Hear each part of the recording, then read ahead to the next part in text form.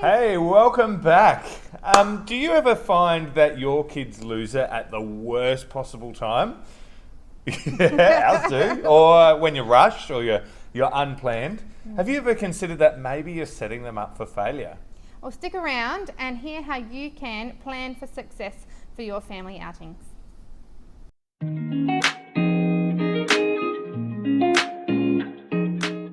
So Benjamin Franklin famously said, if you fail to plan, well then you plan to fail.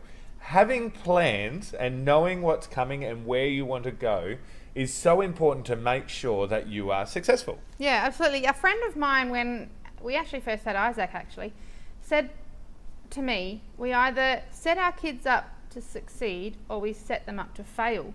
And I was like, that's a strange thing to say. But Absolutely. as we've gone on in our parenting journey, It makes more sense. it makes more sense. It's actually really true, because if you fail to plan, then it doesn't work out, does it? Yeah, so success comes from planning.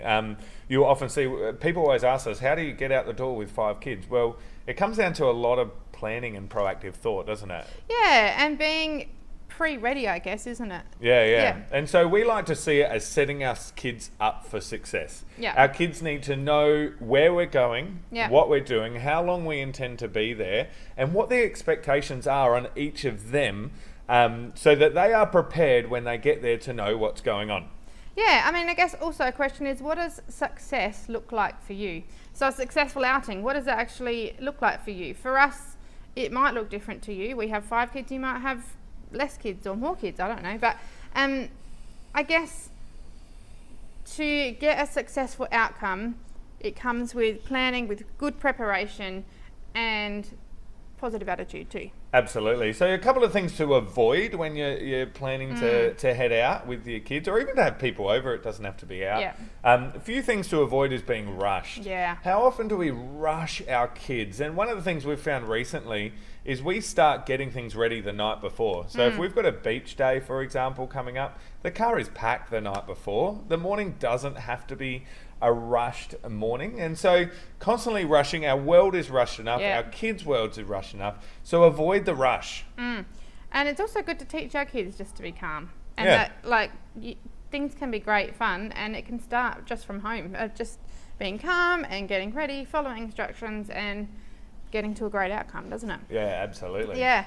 Another thing to avoid is late nights when you're doing something big the next day. And this might sound strange, but if we want higher expectations when the kids are out and we set the bar to here, if we've given them a late night beforehand, it's actually really setting them up to fail to be able to reach that bar here. Absolutely. Yeah, and even after a late night, I'm tired and I get grumpy. And so the kids get that 10 times worse because they're little people. Yeah. And so if you know that the next day you have, this to do, then make sure you set them up well with a good sleep the night before. Absolutely. And it's important to remember that a child's attention span is about 2, sometimes 3 times their age. So for our 4-year-old, okay, that's 8 to 12 minutes that we get out of him. It's really not long, is No, it? it's really not long. So remember that when you're setting high expectations and you're going to places, a church or a cafe or a shop with a kid where it's not that high interest for them, and it might take a little bit of extra oomph for them to pay attention. That their attention spans are really, really small. Yeah, absolutely. It's super, super important. So, a few tips that we'd like to share with you today so that you can set your kids up for success and set your family up for successful outings is, firstly, to pre-warn and prepare your kids for what you're going to do. So we really find that it really, really changes the outcome if we've told them what the activity is going to be. We've set the expectation of what we expect their behaviour is going to be.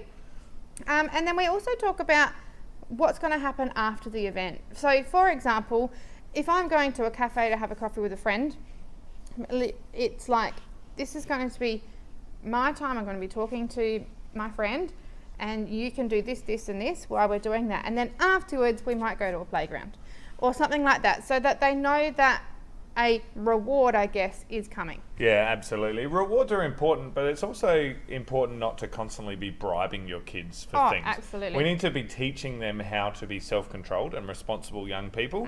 But yeah, taking them to a playground and filling their love tank after something like that is really important. Or sometimes it might be filling up, they're getting their energy out beforehand. If you know that they need to sit still for a while, take them to a playground first, get their energy out, understand what they need at their age, and that can actually help set you up for success when you're doing a certain event or doing something.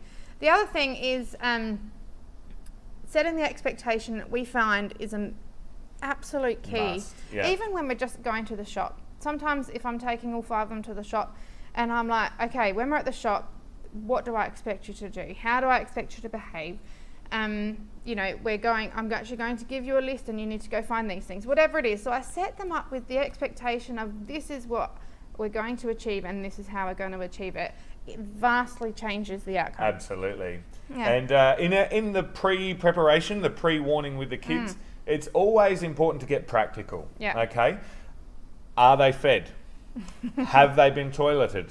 Are they watered? Do they have water during the thing? Are they well rested? What are the things that they need to sustain the particular activity that you're putting them through? And part of that is giving expectations as well. We often do that in the car on the way to a place. Yeah, absolutely. Another thing is to plan smart. So if you know, like for example, we've got 5 children, 3 of them are at school.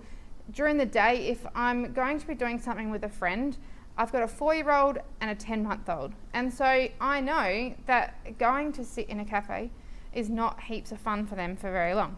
So I actually have now switched to going for walks with my friend instead of going to a cafe so that they're active, it's fun for them as well as for me. Absolutely. Yeah. So this whole thing of setting yourself up for success or setting your kids up for success has been something that really drives our planning as a family. When we look forward at a week, particularly a weekend, we're like, what is it? Like, we know we're late with friends here. That means we can't plan anything Saturday morning.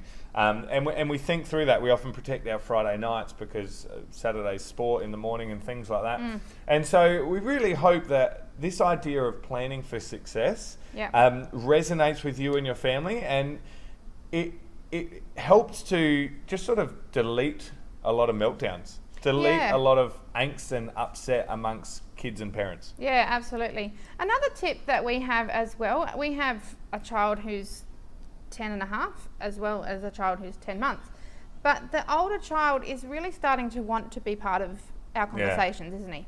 And so if you are a person that is going to a cafe and you're going to be chatting to a friend about something super important, maybe go to a different place where they can go off and play at a playground or whatever it is. Or if you are going to a cafe, talk about things that they can be included in. Yeah, absolutely. And they can be part of the conversation, because it's actually really important to teach kids how to converse. Yeah. And how to be part of conversations, and how to sit well in a cafe or how to sit in a restaurant or how to meet with friends. And so giving them different experiences is a great thing as long as we've planned for it and planned for it to be successful. Yeah, absolutely. Yeah. So that's setting your kids up for success. Yeah. It's a really important thing. It's really changed our family and the way that we do things. We're glad we got this advice early on. Yeah. And so hopefully this is something that will help propel your family team forward. Never forget to walk in grace in this, that when they do fail, even if you've planned them up for success, they're beautiful, young, cherished children of God who need the grace of God the same way that you do. And so make sure you afford them that, even if your planning doesn't go to plan with them as well. Absolutely. Yeah. Well, guys, have a great week. Don't forget to like and subscribe to this channel, as well as head on over to our website to get a free 5-day family insight guide of how to help your family become a better family team. But look, enjoy going out, set your kids up for success, set your family up for success, and have some great outings and have a great week. God bless. Catch ya.